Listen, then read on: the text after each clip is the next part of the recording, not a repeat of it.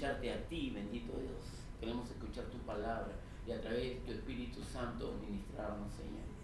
En el nombre de Jesús, derrama bendición esta mañana, Padre. Transforma vidas, bendito Dios, en el nombre precioso de Jesús. Amén, amén y amén. Vamos a buscar en nuestras Biblias Mateo capítulo 5, ¿verdad? Ya mi Biblia se quedó marcada ya en Mateo 5, porque ya tenemos... Ustedes saben que este es el mensaje número 16 que estamos haciendo con respecto a Mateo capítulo 5. O sea, eso quiere decir que tenemos ya 4 meses hablando sobre Mateo capítulo 5 y todavía falta un poquito más. Aunque en esta oportunidad vamos a hablar desde el versículo 43 al 48. Es la última porción del capítulo 5 del sermón, del capítulo 5 de Mateo, ¿verdad?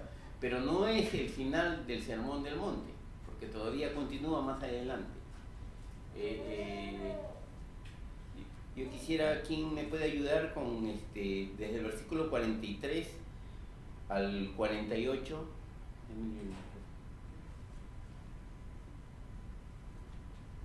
¿Quién lo puede leer, por favor? Amén.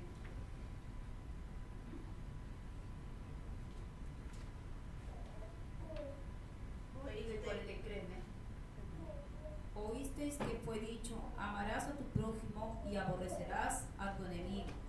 Pero yo os digo, amad a vuestros enemigos, bendecid a los que os maldicen, haced bien a los que os aborrecen y orad por los que os ultrajan y os persiguen, para que seáis hijos de vuestro Padre que está en los cielos, que hace salir su sol sobre malos y buenos, y hace llover sobre justos e injustos. Porque si amáis a los que os aman, ¿qué recompensa tendréis? ¿No hacen también lo mismo los publicanos? Si saludáis a vuestros hermanos solamente, ¿qué hacéis de más? ¿No hacen también así los gentiles? Sed pues vosotros perfectos, como vuestro Padre que está en los cielos es perfecto. Amén. Amén. Gloria a Dios. Amén. Gloria a Dios. Como les repito, es la última parte del capítulo 5, después de las bienaventuranzas. El Señor Jesús comienza a tocar distintos temas, distintas partes del mandamiento que ellos habían recibido en el Antiguo Testamento. Y esta es la última porción de este capítulo. Por lo tanto, también se torna como la corona de todo el capítulo 5, la parte más importante del capítulo 5. Esta porción, este mandamiento, es conocido como la regla de oro. Amén. Recuerden, la regla de oro es esta: amar a vuestros enemigos. Y aunque lo vamos a ver, esto está en el Antiguo Testamento, no solamente en el cristianismo o en este caso en el judaísmo fue dado esta ley, sino en casi todas las religiones del mundo. Hay una norma, una ley, un mandamiento que es parecido a este. Casi todas las religiones del mundo. Ahora, yo no quiero decir con esto que todas las religiones son iguales, sino lo que podemos deducir que esta ley moral que viene de parte de Dios está en el ser humano. Aunque el ser humano decida recorrer un camino errado, la ley moral de Dios está en su corazón. Amén. Y esta es una de las grandes, por eso es conocido como la regla de oro. Amén. Vamos a ir versículo por versículo para entender bien claro este mandamiento. En primer lugar, yo quiero que alguien me levante la mano, alguien que nunca ha escuchado este mandamiento: amarás a tu enemigo. ¿Hay alguien que nunca lo ha escuchado?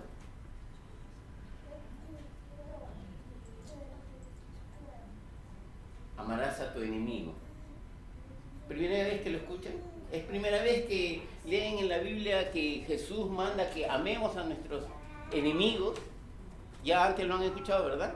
O sea, aquí no hay nadie que nunca haya escuchado esto, ¿verdad? Todo el mundo lo hemos escuchado. Ok, entonces vamos a hablar así, versículo por versículo. En primer lugar, vamos a ver que el Señor Jesús lo que está haciendo, al igual que las veces anteriores con respecto a la ira, con respecto al divorcio, con respecto al ojo por ojo, diente por diente, lo que está haciendo no está cambiando la ley, sino que la está reinterpretando en su manera justa. ¿Por qué? Porque los judíos habían agarrado esta ley y la habían malinterpretado y la habían manipulado para poder ellos decir yo cumplo esta ley, ¿verdad? Habían manipulado la ley. Con respecto al divorcio habíamos hablado que decía que efectivamente en el Antiguo Testamento decía de que uno se podía casar y si él veía que había algo repudiable en su mujer, le podía dar carta de divorcio. Entonces ellos dijeron, cualquier cosa puede ser repudiable, así que cualquier cosa, ellos ponían cualquier pretexto para decir, es algo repudiable para mí. Y daban carta de divorcio, o se divorciaban, y se casaban, y se divorciaban, y se volvían a casar, porque decían, yo estoy cumpliendo la ley. A mí es algo repudiable que mi mujer no sepa cocinar, o que mi mujer me haya planchado mal la ropa. Es repudiable para mí.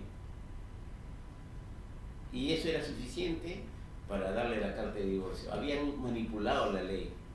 Y se olvidaron que el Señor había dicho de que él no le gustaba, no estaba de acuerdo con el divorcio. En su corazón no estaba eso. Luego con respecto, por ejemplo, con la ira, ellos habían interpretado de que sí se podía uno enojar y que tenía todo el derecho de enojarse, ¿verdad? Y el Señor le explica que tu enojo no se puede convertir en ira, porque eso es pecado para Dios. Si Dios no se enoja con nosotros, no se aira con nosotros cuando nosotros nos equivocamos, ¿cómo podemos ser nosotros así? Con respecto al ojo por ojo, diente por diente, lo habíamos explicado la semana pasada, ¿verdad? Que ellos dijeron ojo por ojo, diente por diente, lo habían entendido porque ellos entendían que Dios se está mostrando como un Dios vengativo. Hay que vengarse. Si Él te hizo algo, tú también hazle. Ojo por ojo, diente por diente. Amén. Pero sin embargo entendíamos que esta ley fue dada porque en la antigüedad había muchos casos, incluso aparecían en la Biblia, que alguien le hacía algo a una persona, esta persona se vengaba 10 veces más.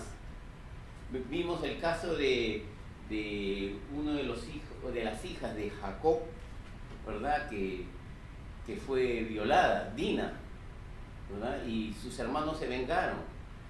Fue algo terrible, yo entiendo, fue algo terrible que su hermana haya sido ultrajada, pero los hermanos agarraron y planearon toda una estrategia, ¿verdad? Para que la gente que los ofendió le dijeron, bueno, ustedes quieren arreglar esto, circuncídense. Si ustedes circuncidan, entonces ellos se pueden casar y vamos a hacer una misma familia. Un engaño, ¿no? Porque cuando ellos se circuncidaron, al tercer día, cuando ellos estaban en toda la infección que no podían ni caminar, ellos agarraron y degollaron a todos los varones. Mataron a todos. Una venganza. Entonces, esto era muy común en esa época. Entonces el Señor dice, no, la venganza no puede ser así. Por eso que se dicta esta norma, ojo por ojo y diente por diente, no más. Si él te robó una cabra, tú no puedes ir y incendiarle su granero y que mueran muchos. No es así. Si te robó una cabra, anda al juez y reclama una cabra a cambio de la que te robaron. Y ellos determinarán que se cumpla. Pero tú no puedes tomar tu juicio en tus manos. Pero ellos habían malinterpretado todo eso. Y esto también, no escapa de eso, esto también. Veamos, el versículo 43 dice, oíste que fue dicho, amarás a tu prójimo y aborrecerás a tus enemigos. Y el Señor viene a corregir una de las cosas que vamos a ver aquí, son 5 puntos que vamos a ver aquí. La corrección con respecto a esta norma. Vamos a ver, dice, oíste que fue dicho, porque eso era algo común. Recuerden que en esa época no había Biblias. Jesús no podía haber dicho, o viste que está escrito, porque no está escrito, ¿verdad? La ley se enseñaba de una forma oral, se hablaba. Por eso que dice, oíste que fue dicho, ¿verdad? Y luego dice, pero yo os digo, o sea, yo voy a corregir esto porque esto está mal. Le han dicho a ustedes cosas que no están bien hechas, no están bien interpretadas. Mas yo os digo, y esto lo dice varias veces en el versículo 21, en el versículo 27, en el versículo 33, luego en el versículo 38 y ahora en el versículo 43 dice lo mismo. Oíste que fue dicho, mas ahora yo os digo. ¿Por qué? Porque había una distorsión en este versículo. ¿Qué es lo que dice? Oíste que fue dicho, amarás a tu prójimo y aborrecerás a tu enemigo. Ciertamente, la primera parte de este versículo sí está en las Escrituras. Amarás a tu amarás a tu prójimo. Pero la segunda parte donde dice aborrecerás a tu enemigo no está en las Escrituras. Eso no fue dicho. Pero ¿qué pasó? En ese momento, en ese contexto histórico, habían varias escuelas de pensamientos, habían varios rabinos que tenían cierto liderazgo y que hablaban, interpretaban la ley. Entonces la gente, como no sabía, no conocía, cogía los mejores rabinos y los seguía, y seguía sus enseñanzas. Y habían más de 7 escuelas de pensamientos en esa época, pero habían 2 escuelas que eran principales, las más populares, ¿verdad? La otra vez estuvimos hablando de esas 2 escuelas de pensamiento, la de Hillel y la de Shammai, 2 grandes rabinos que tenían la mayoría de la popularidad, se podría decir, del pueblo. Y ellos y los demás rabinos enseñaban esto, de que nosotros tenemos que amar a nuestro prójimo y aborrecer a nuestros enemigos. Y esto estaba plenamente aceptado, la gente ya lo había aceptado como una verdad bíblica. No se sabe en qué momento aparece esto, pero los rabinos comenzaron a enseñarle y la gente entendió de que era así. Lo aceptó así, como hoy en día muchas cosas estamos aceptando que se nos ha enseñado mal. Muchas cosas que traemos de nuestras raíces católicas que se nos ha enseñado mal. Como el hecho de persinarse, como el hecho de que cuídate que yo te cuidaré, como el agua bendita, como cosas que no se sabe, bueno, tienen un momento en que aparece la historia y fue algo tan aceptado en la comunidad, en la gente, que pasó a ser parte de la verdad, entre comillas. Y esto es algo muy similar. Vamos a ver, busquen en Éxodo 23.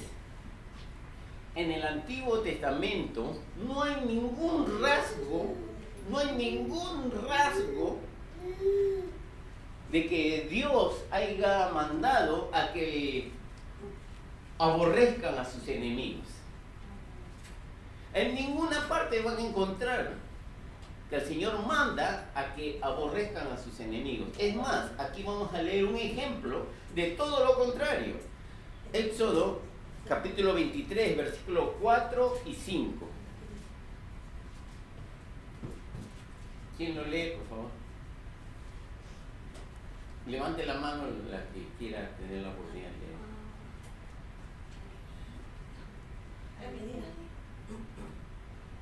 ¿4 y 5? Sí. Si encontrares el buey Amén. de tu enemigo, o su asno extraviado llevárselo. Si vieres el asno del que te aborrece caído debajo de su carga, ¿le dejarás sin ayuda?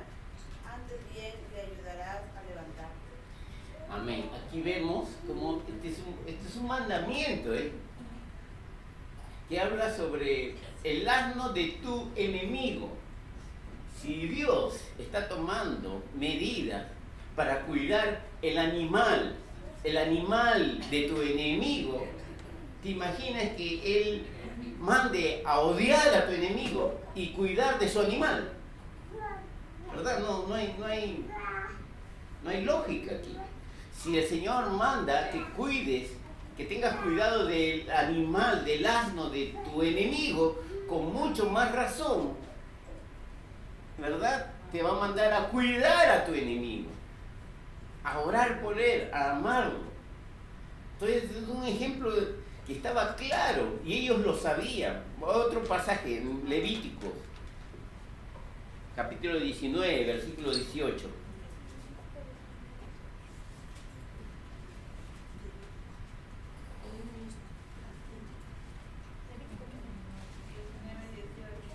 Levítico 19:18 dice, yo lo voy a leer: no te vengarás ni guardarás rencor a los hijos de tu pueblo, sino amarás a tu prójimo como a ti mismo, dijo Jehová. No te vengarás, no te vengarás. ¿Cuándo uno se venga? Cuando me dice algo. ¿Alguien, tu amigo te hace algo? ¿Y qué tal me pega y Generalmente es cuando nuestro enemigo nos hace algo, ¿verdad? Cuando nuestro enemigo o alguien que está en contra de nosotros nos hace algo, entonces nosotros nos queremos vengar. Entonces se da por entendido cuando Dios te dice, no te vengarás, y Él está diciendo que no actúes en contra de tu enemigo.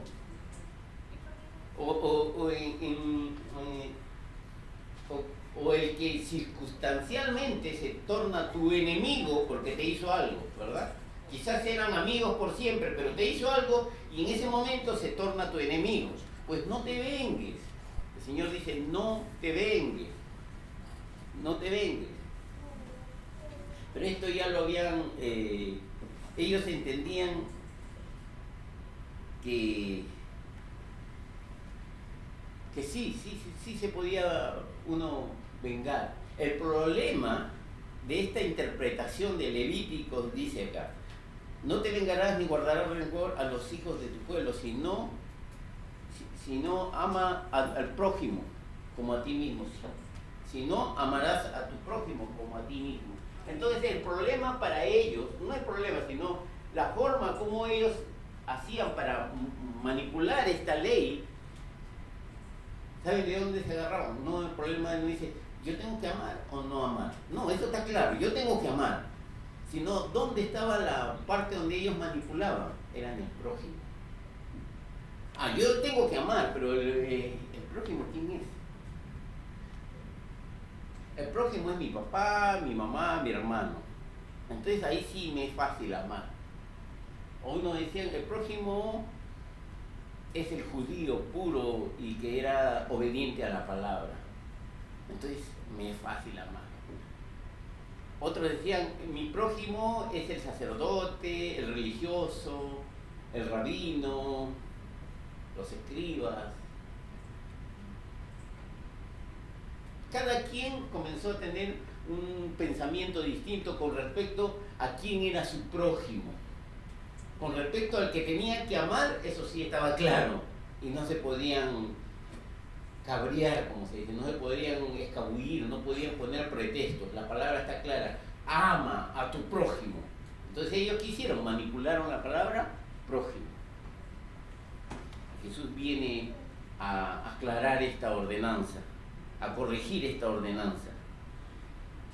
La segunda parte que vemos es ¿cuál es la ordenanza propiamente dicha? Dice, amad, versículo 44.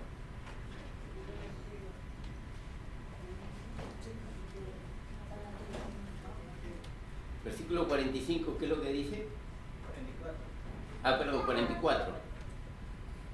Pero yo os digo, amad a vuestros enemigos, bendecid a los que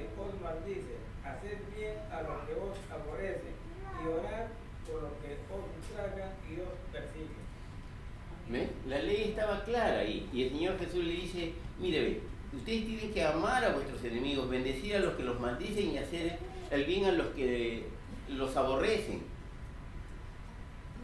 Orar por los que los ultrajan y los condenan, aquellos que los señalan, porque eso es amar al prójimo. Porque ellos habían comenzado a manipular el prójimo y a hacer un grupito, una selección, ¿verdad? Y ahí estaba apuntando Jesús. Y por eso que dentro de los rabinos había muchas preguntas, había una cierta, ¿cómo se dice? Cuando los políticos van y presentan su plan de trabajo y el otro le refuta, ¿cómo se dice eso? Un debate entre varios rabinos. Así que un rabino decía una cosa y la gente iba del otro rabino y le decía, señor, ¿y usted qué opina?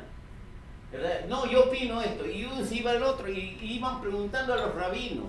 Y había un debate entre ellos de muchos temas con respecto al divorcio, con respecto al diezmo, con respecto a la vida eterna, con respecto al divorcio, con respecto a si los gentiles iban a ser salvos, por ejemplo, con respecto a lavarse las manos, con respecto a qué debo hacer para obtener la vida eterna. Por eso, ahora podemos entender que por eso que mucha gente le preguntaba al Señor Jesús, Señor Jesús, ¿y qué debo hacer para ser salvo?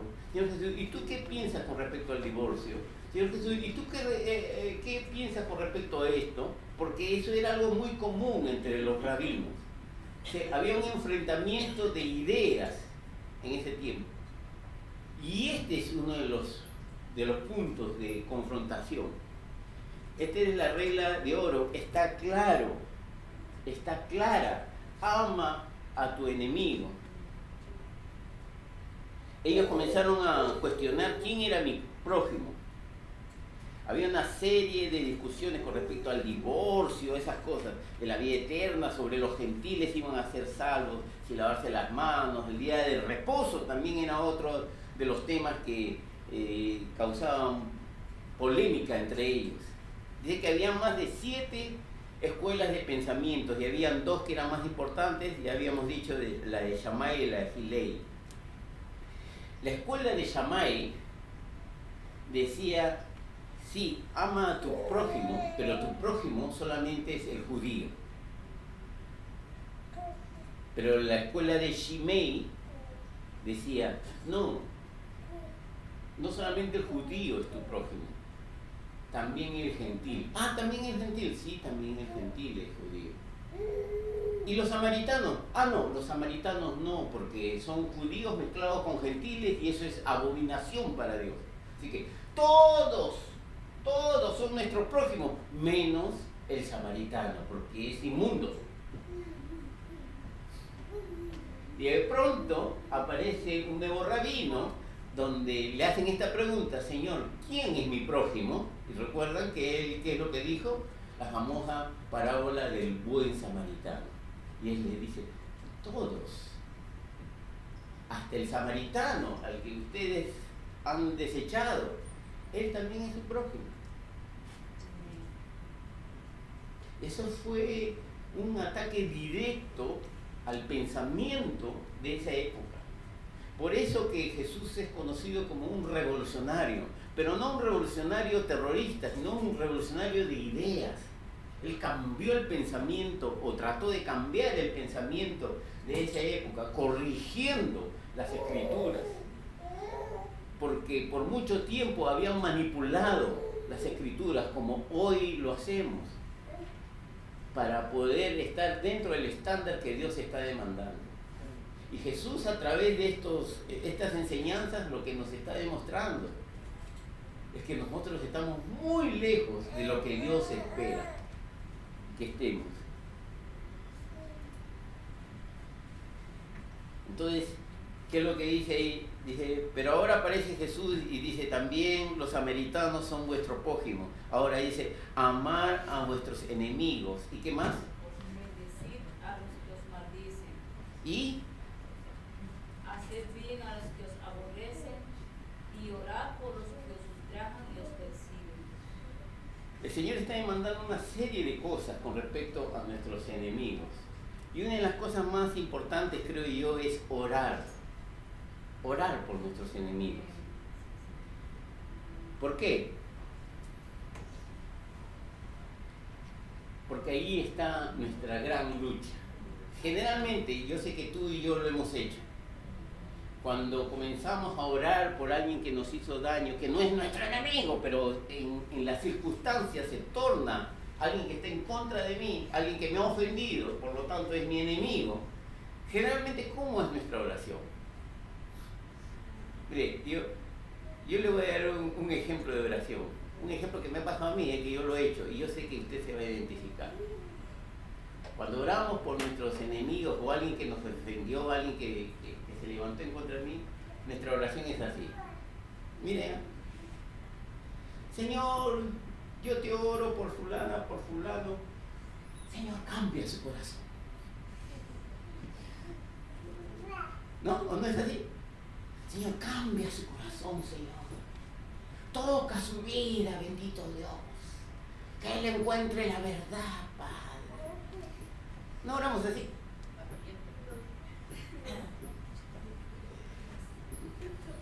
Es así nuestra oración por nuestros enemigos. Señor, yo no te pido que le hagas nada, pero tú sabrás lo que le haces, Señor.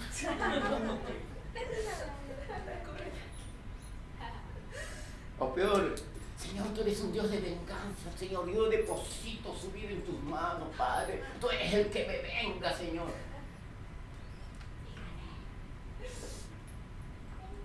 No, sí. No diga no, sí. Así somos. Antes de ser creyentes,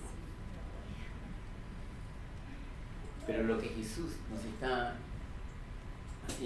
empujando a hacer es que cuando tú digas, Padre eterno, tú que estás en los cielos, santo, es tu nombre. En esa misma oración, tú ores por tu enemigo. Tú puedes conjugar eso con el nombre de tu enemigo. Es fácil. Es fácil decir, Señor, tú eres el dador de la vida, tú eres el que me ha perdonado, el que me ha redimido, Señor. Yo no merecía lo que tú me das. Y en medio de esa oración, ¿tú puedes conjugar el nombre de tu enemigo fácilmente? No puedes hacer una oración de venganza en medio de esa oración. No puedes. Entonces, nuestra verdadera oración, cuando Jesús dice orar por nuestros enemigos, no está diciendo tú tienes que orar para que Él cambie. Porque de eso no se trata. La oración no se trata que yo tenga que levantar una plegaria para que Dios cambie el corazón de otra persona. ¿Recuerdan cuál fue uno de los grandes propósitos que estudiamos de la oración? Es para que Dios cambie mi corazón, no el corazón del otro. Mi corazón tiene que ser cambiado. Entonces cuando el Señor nos dice, ora por tu enemigo, es el momento de doblar rodillas y decir, Señor, cambia mi corazón. Porque tengo un enemigo y tengo sentimientos encontrados. Lo estoy odiando, lo estoy juzgando. Cambia mi corazón, Señor. De repente esta persona se ha levantado en contra mía. Señor, yo te pido que cambies las cosas que están haciendo que esta persona se convierta en mi enemigo. Pero no oramos así.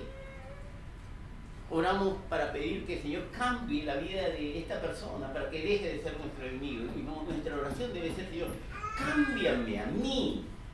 Cámbiame a mí. Si hay algo que yo tengo que está haciendo que esta persona se torne mi enemiga. Cámbiame a mí.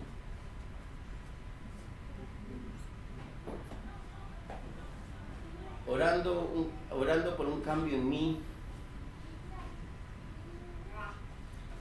Generalmente decimos, Señor, bendíceme, y no pedimos, Señor, bendice a esta persona que está en contra mía, a mi enemigo.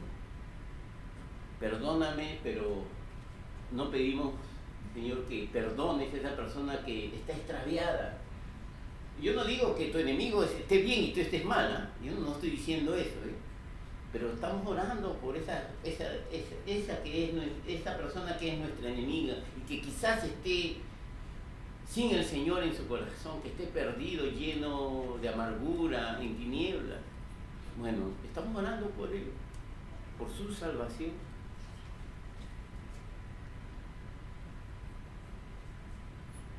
Vemos luego en el versículo 45 que hay una motivación para poder amar. Versículo 45, ¿qué es lo que dice el versículo 45?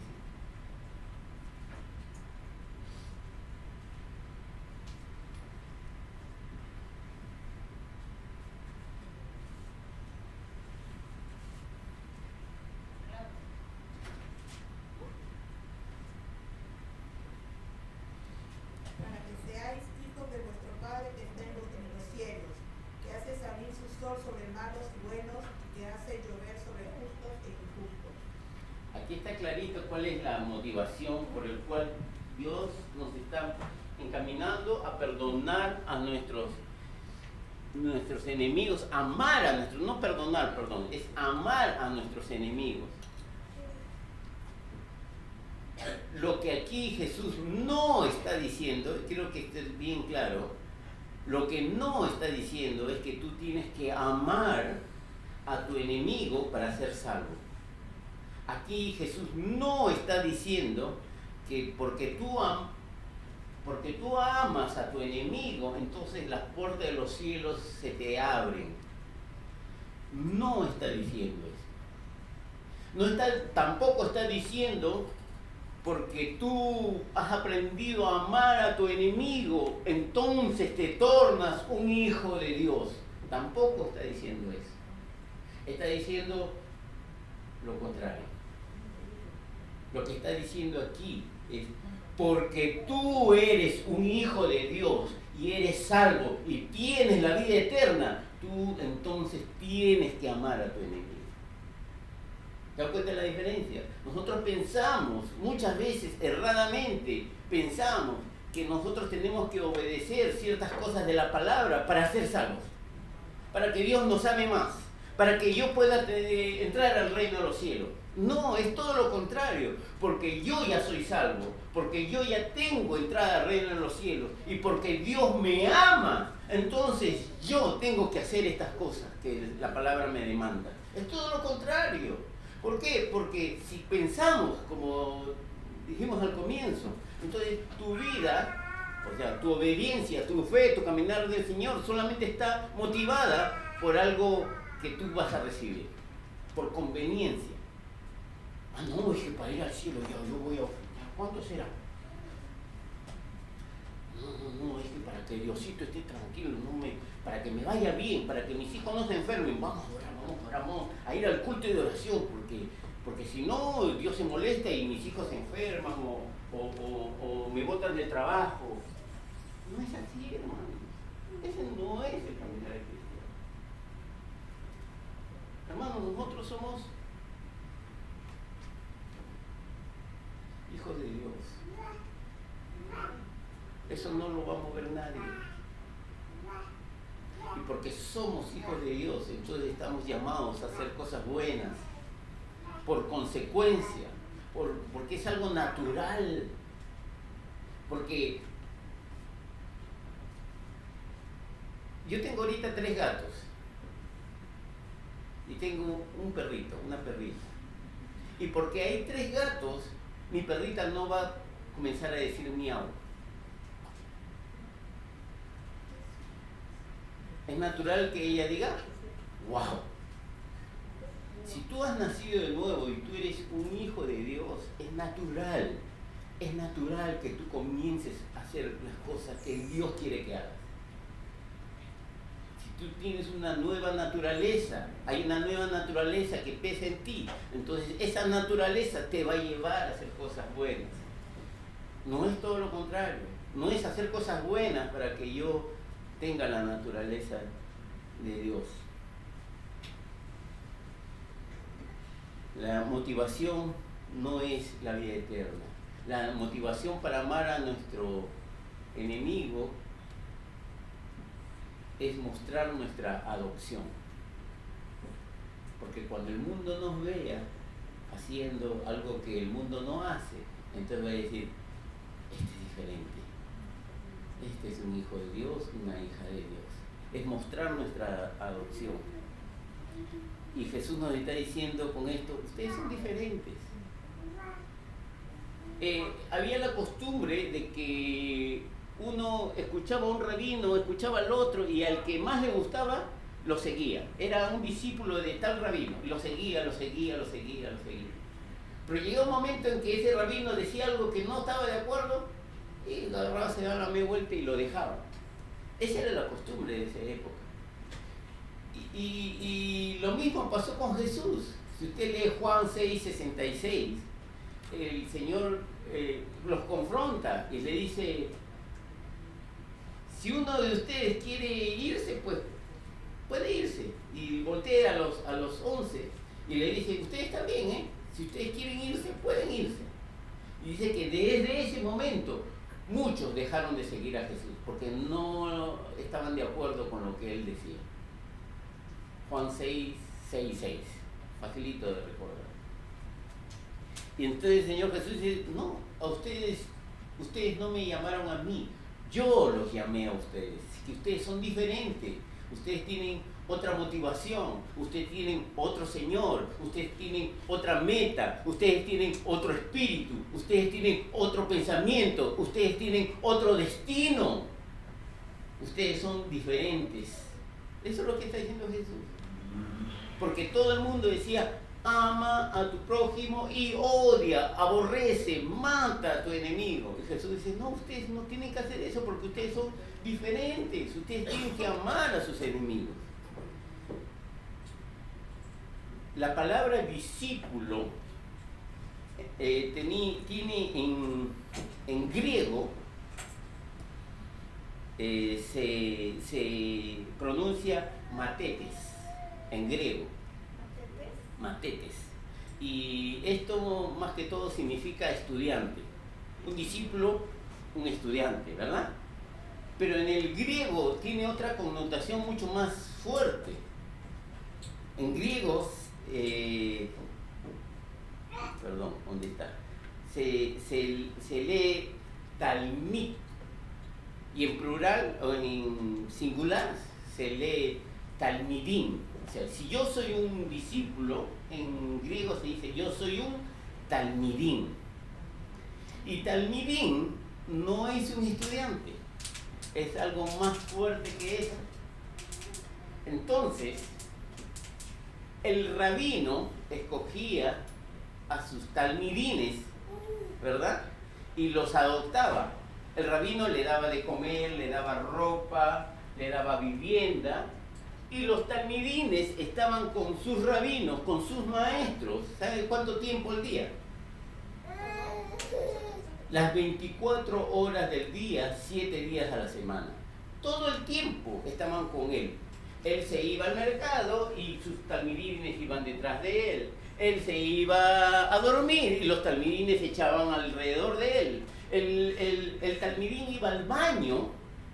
Perdón, el maestro iba al baño y los talmidines también. No estoy bromeando, ¿eh? ¿Saben por qué?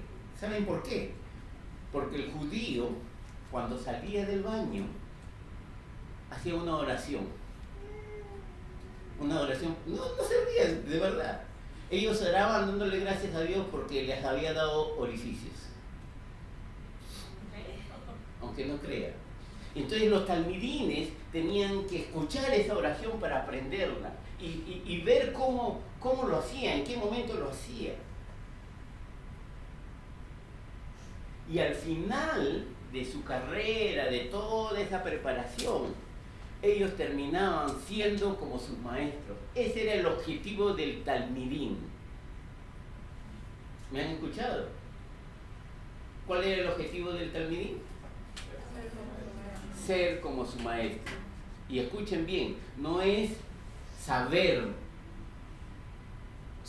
lo que sabe su maestro, sino ser como su maestro.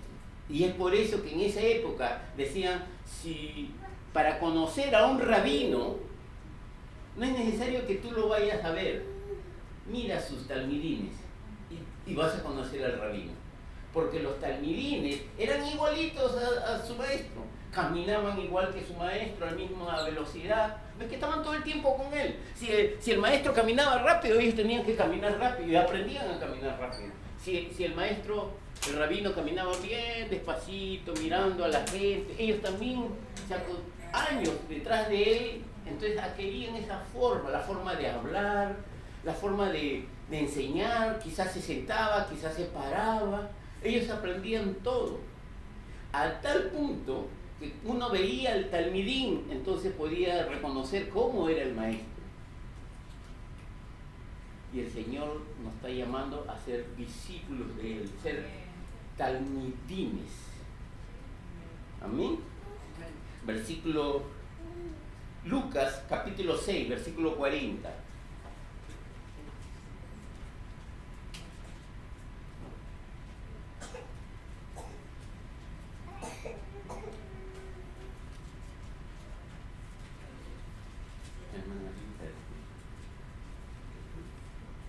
Lucas capítulo 6, versículo 40.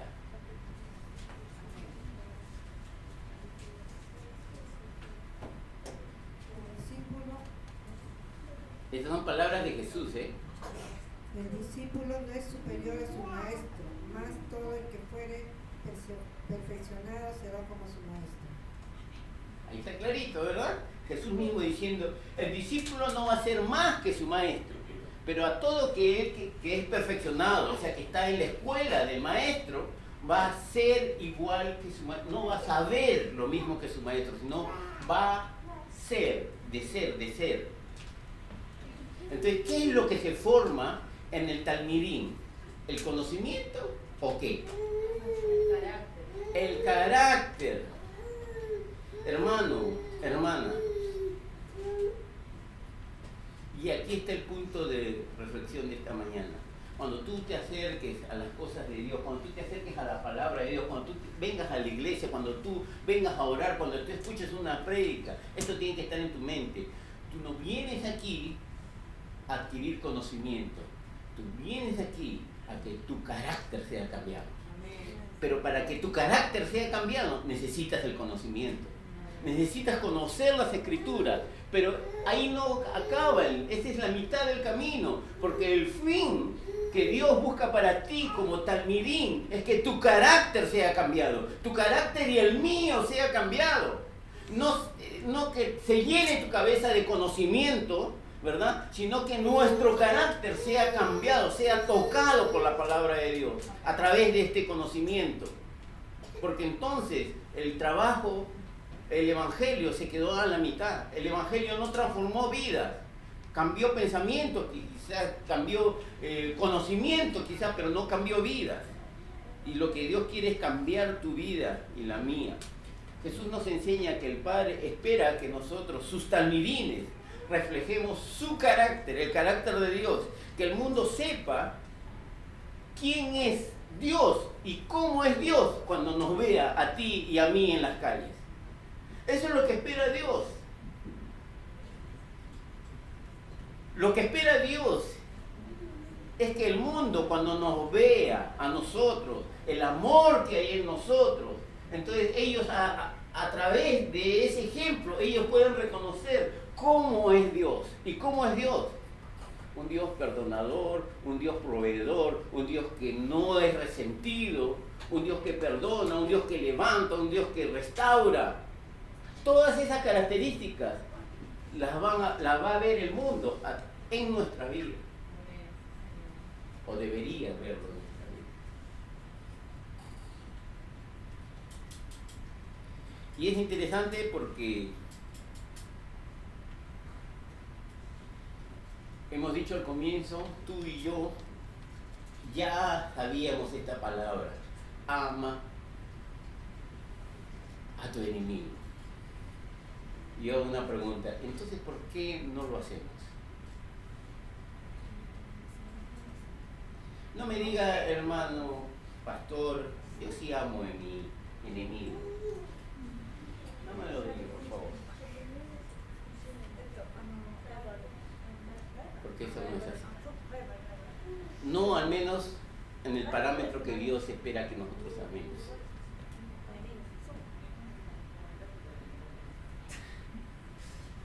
Y lo que me llama la atención con respecto a mí, estoy hablando con respecto a mí, que yo ya sabía, conocía desde hace muchos años esta palabra.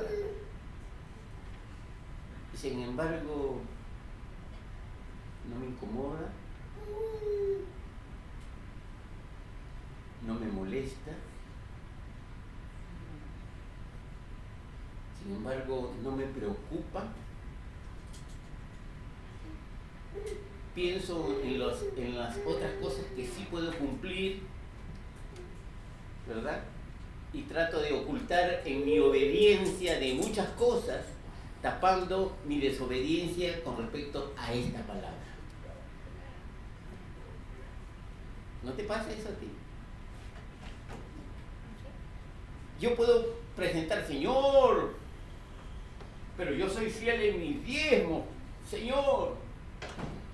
No te enemigo. Pero Señor, yo vengo todas las reuniones a la iglesia, Señor. Ama a tu enemigo. Pero Señor, yo estoy orando, yo oro hay varias horas al día, Señor. Ama a tu enemigo. Yo sé que tú oras y que tú diezmas, que tú vienes a la iglesia, que tú haces bien, que haces el otro, qué sé yo, amas a tu esposa, amas a tu gato, amas a tu perro, amas a todo el mundo, pero ¿y a tu enemigo?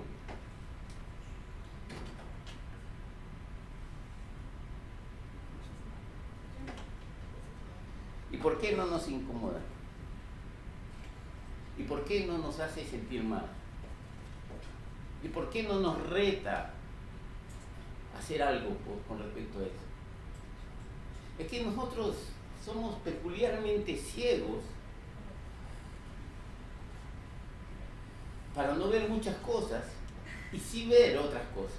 Somos selectivos, tenemos un ojo biónico que seleccionamos unas cosas para ver ciertas cosas y no ver otras cosas. Nosotros podemos ver, somos bien nítidos para ver que esta hermana no ama a esta hermana. Eso sí, lo vemos, no se escapa, no se escapa. Es más, somos más duchos para ver que ese hermanito de allá no me ama a mí. Pero somos absolutamente ciegos cuando yo no estoy amando a mi hermano, a mi hermana, menos a mi enemigo. También somos ciegos cuando sabemos que alguien no nos está amando y no queremos ver el motivo por el cual no nos están amando. A eso sí somos ciegos. Yo creo que ese es nuestro mayor problema con respecto a esta enseñanza. Y cuando el Señor dice ama a tu enemigo, Él en el original no usa la palabra fileo. ¿Saben lo que significa la palabra fileo? Amor filial. Un amor que tiene un ser humano por otro ser humano. Por eso hay una corriente, ¿cómo se llama? Que se llama los filántropos. ¿Sabe quiénes son los filántropos? ¿No? Por ejemplo, esos jugadores de fútbol que tienen tanta plata que agarran y dicen, vamos a donar unos milloncitos para los niños del África. Esa es filantropía. Ese es un filántropo. Él no ve la cara de esa gente, no se preocupa por esta persona, no, sino por los niños del mundo. Vamos a darle algo. Es un amor filial. Él no usa esa palabra. Tampoco usa la otra palabra que también significa amor, es el amor Storger es la palabra. El amor que siente el padre por su hijo. ¿Verdad? Él no dice ama a tu enemigo, o sea, ama solamente a tus familiares, ¿Saben qué palabra utiliza el Señor Jesús para decirnos, ama a tu enemigo? No dice, filea a tu enemigo, no dice, estronchea a tu enemigo, sino dice, agapea a tu enemigo.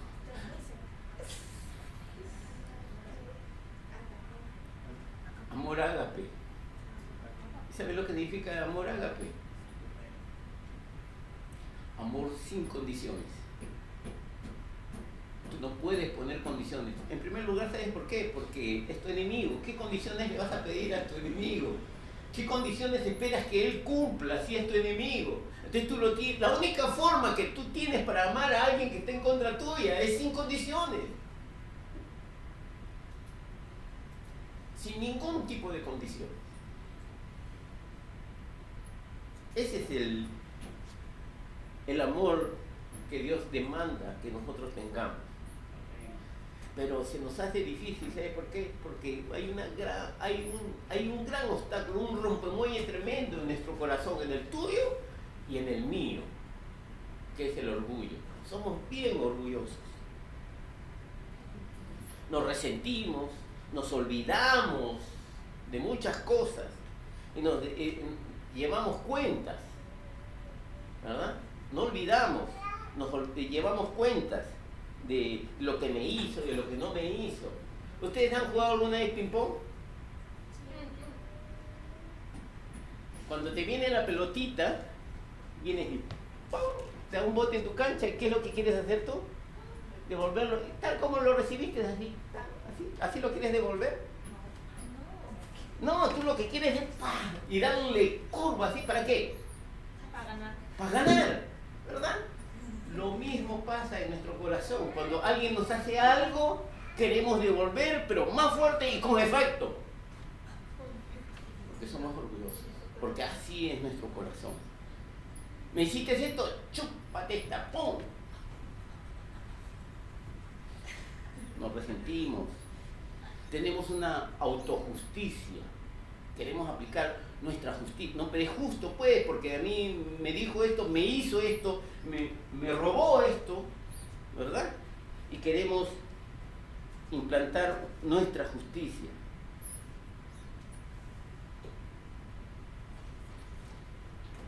Y otra cosa es porque nosotros somos capaces solamente de amar conforme nos sentimos amados. Si el hermano Luis viene y me abraza y me dice, hermano, yo lo quiero mucho, yo lo estimo mucho, lo respeto y me muestra su amor, entonces ahí yo voy a ser capaz de decir, hermano, yo también lo amo, yo también lo respeto, porque he recibido amor de él, ¿verdad? Entonces yo también soy capaz. Pero si él no se acerca, él no me dice nada, él viene todas las semanas, luego que yo como que no me nace amarlo, pues, porque no recibí, entonces tampoco soy capaz. Y aplicamos una ley invisible. Si no recibimos, no amamos. Y hay veces nosotros estamos con el tanque vacío, porque no recibimos de nadie. Entonces tampoco somos capaces de dar a nadie. Y nos justificamos.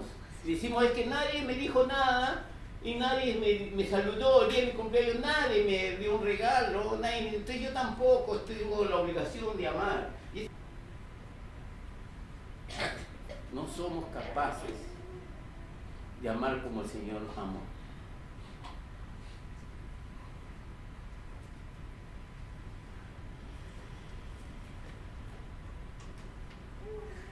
Nosotros somos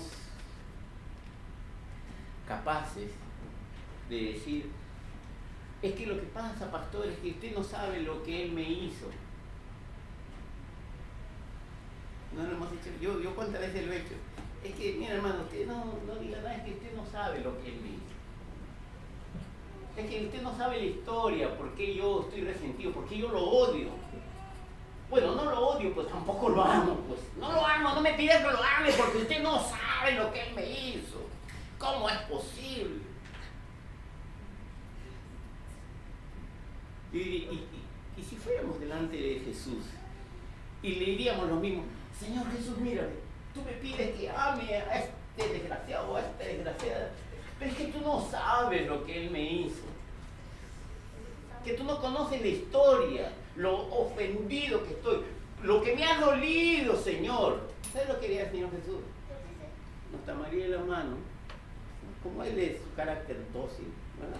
Nos tomaría la mano y nos llevaría a paso lento a la cruz del Calvario. Y nos haría mirar la cruz. Y nos diría, mira lo que me hizo tu pecado. Eso sí yo sé. Mira lo que fue capaz tu pecado. Mira la sangre que yo derramé por ti. Mira mi carne destrozada. Eso, culpa de tu pecado. Y yo digo, ¿quién puede decir algo? ¿Quién puede decir algo? Cuando pensamos así. Y yo he decidido en este tiempo, como les repito, que estoy pasando un tiempo personal difícil, que quiero aplicar mi autojusticia. He propuesto de una forma así automática que cuando reciba noticias, lo primero que voy a hacer es, Señor, llévame a la cruz, muéstrame tus heridas, Señor, porque es la única forma que yo pueda entrar en razón. Porque yo tengo argumentos fuertes para defenderme, para decir, es injusto lo que están haciendo. Pero cuando yo soy llevado a la cruz delante del Señor y soy capaz de ver sus heridas, mis argumentos se caen al suelo. Yo he propuesto en mi corazón, cada vez que yo recibo una llamada de Perú con respecto a este tema, lo primero que hago es cerrar mis ojos, Señor, llévame a la cruz. Llévame a la cruz, porque la cruz me ubica, porque en la cruz yo puedo ver realmente quién soy. Y tú y yo necesitamos ir a la cruz un poquito más a menudo. Debemos de hacer visitas más frecuentes al Calvario, porque ahí nos vamos a ubicar. Juan 3:16 dice, porque de tal manera amó el mundo a Dios, que Dios al ver ese amor dio a su Hijo. ¿Es lo que dice? ¿Qué es lo que dice ahí? Porque de tal manera amó Dios al mundo. Y yo podría agregar ahí, a ese mundo que lo rechazó, a ese mundo que lo mató, que lo crucificó, que lo humilló, que lo odió, que lo aborreció. Pero de tal manera amó a Dios a ese mundo que dio a su Hijo. Jesús no murió en la cruz para que tú y yo lo amáramos más. Es más, Jesús no murió en la cruz para que estando en la cruz, la gente que estaba ahí al pie diga, ay, pobrecito, hay que hacerle caso. Hay que amarlo, pobrecito, ya lo han golpeado mucho. Ese no fue el motivo por el cual Jesús murió en la cruz. ¿Sabe por qué terminó Jesús en la cruz? No para que le amáramos más, sino porque nos amó. Murió en la cruz. Él nos amó, por eso murió en la cruz. Él no murió en la cruz para que tú le amaras. No. Él muere ahí porque nos amó. ¿Y sabe para qué también? Para enseñarnos a ti y a mí cómo es amar. Esta gente que el Señor llamó para que sean sus discípulos, después de un gran trabajo de discipulado, ellos entendieron el verdadero llamamiento. Y ellos no adquirieron conocimiento, sino ellos lo que adquirieron fue un cambio de carácter. Ese carácter que fue, si tú lees la historia de estos 11 mártires, que son sus discípulos, la forma como murieron, entonces vas a entender que ellos llegaron a entender realmente el carácter de Dios. Y no solamente de ellos, sino de toda la iglesia primitiva. ¿Cuántos miles de hombres y mujeres murieron como murieron? porque el carácter de ellos había sido cambiado. Ahora yo no digo que hay que poner una cruz aquí grandota y hay que clavarnos a todos, uno por uno, que hay que morir a latigazos, que hay que... voy a tener un látigo yo a ver quién es el primero, a ver qué. No, eso no, sino está hablando del sacrificio. El amor de Dios es un amor dador, y el amor que tú y yo tenemos es un amor que consume lo que el otro me da. Porque, miren, ¿sabes cómo es la mentalidad del hombre? Del hombre, digo, el hombre y la mujer, no me malinterpreten. Cuando está joven y dice, me quiero casar. Vamos a poner un muchacho, me quiero casar. Y voy a buscar yo a una niña bonita que me ame. ¿Verdad? Eso es lo que buscamos, ¿no? Lo que el ser humano busca a alguien que lo ame. ¿Verdad? Pero es que yo tengo algo en común. Tenemos que tener algo en común.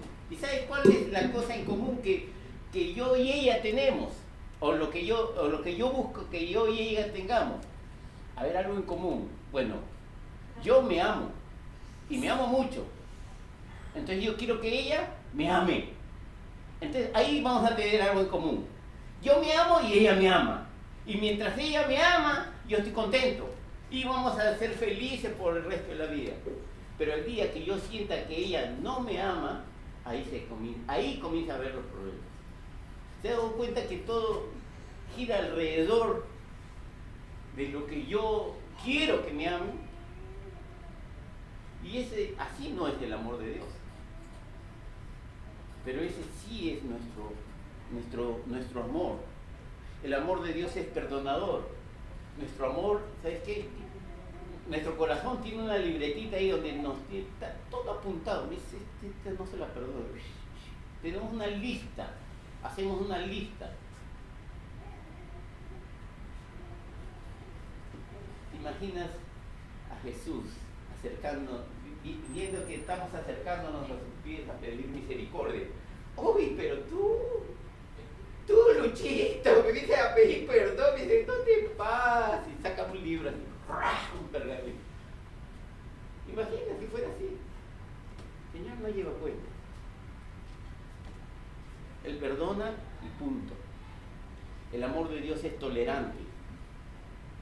Él nos tolera. Y nosotros reclamamos tolerancia. El amor de Dios es reconciliador. El amor que yo siento, espera que el otro venga a pedir perdón. Y si el otro viene y me pide perdón, entonces ahí ya yo recién comienzo a pensar si lo voy a perdonar. Y comienzo, espera, esta niña me pediste perdón, ya está bien, pero ahora déjame orar, a ver qué es lo que Dios me dice. Voy a orar para ver si te voy a amar nuevamente. Este es nuestro amor. Diferente, ¿verdad? Al amor de Dios. El amor de Dios perdona, el amor de Dios busca, el amor de Dios no se cansa, el amor de Dios no se ofende. El amor de Dios es capaz de dar perdón, aunque el otro no pida perdón. Jesús estando en la cruz, ¿verdad? Él estaba en la cruz. ¿Y qué es lo que dijo? Señor, perdónalos, porque me están pidiendo perdón al verme en la cruz. No, esa gente que estaba allí, estaba escupiendo, estaba insultando, estaba gritando, estaba festejando que Jesús haya sido crucificado. Y Jesús dice, Señor, perdónalos, porque no saben lo que hacen. Esteban, Jesús no fue el único, porque Esteban también cambió su carácter. Esteban dijo prácticamente las mismas palabras, Señor, perdona lo que me están haciendo esto. ¿Saben cuándo dijo Esteban, Señor, perdónalos? Cuando él estaba en su casa y decían, uy, seguro hoy día me van a apedrear, pero Señor, perdónalos. En ese momento dijo, no. Esteban levantó la mirada y fue capaz de decir, Señor, perdónalos, cuando él estaba siendo apedreado, cuando las piedras estaban cayendo sobre su cabeza, sobre su rostro, cuando el dolor estaba latente. En ese momento, en el momento más crítico de su vida, él dijo: Señor, perdóname.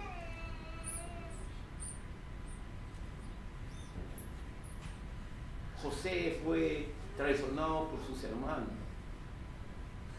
Y él estando abandonado, y él estando en prisión, él estando humillado, lejos de su familia, no guardó rencor. Él llegó a tener un puesto muy alto. Y aparentemente podríamos decir, tú y yo podemos decir, él era feliz porque él era el segundo hombre más poderoso sobre la tierra. Pero vemos a través de las escrituras que él tenía un hueco en su corazón, que le extrañaba a su padre, que le extrañaba a su familia, y no era feliz. Y en medio de ese dolor, cuando él vio a sus hermanos, a todos sus hermanos, ¿sabe lo que él hizo? Los abrazó, al otro, a todos los besó, teniendo ese hueco en su corazón.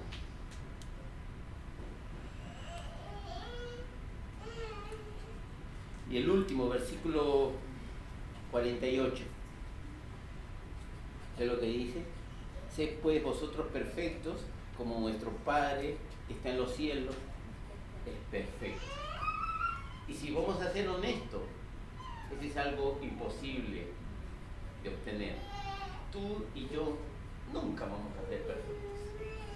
Pero no por eso este mandamiento está descartado. Necesitamos este mandamiento, ser perfectos como nuestro Padre es perfecto. ¿Sabe por qué?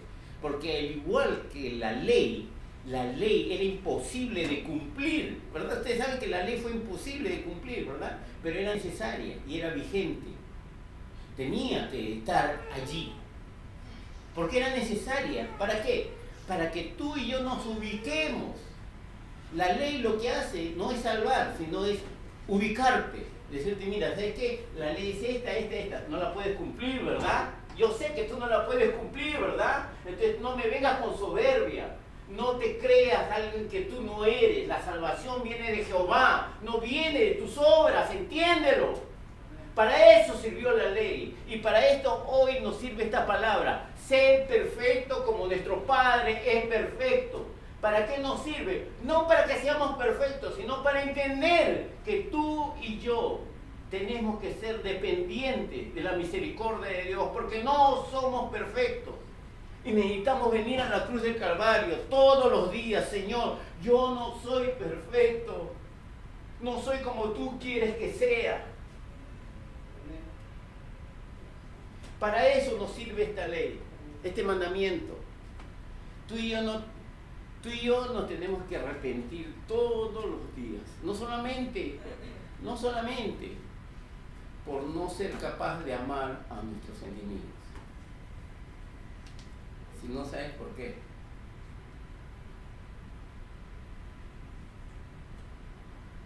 Porque no somos buenos talmidines. Y cuando la gente nos ve en la calle,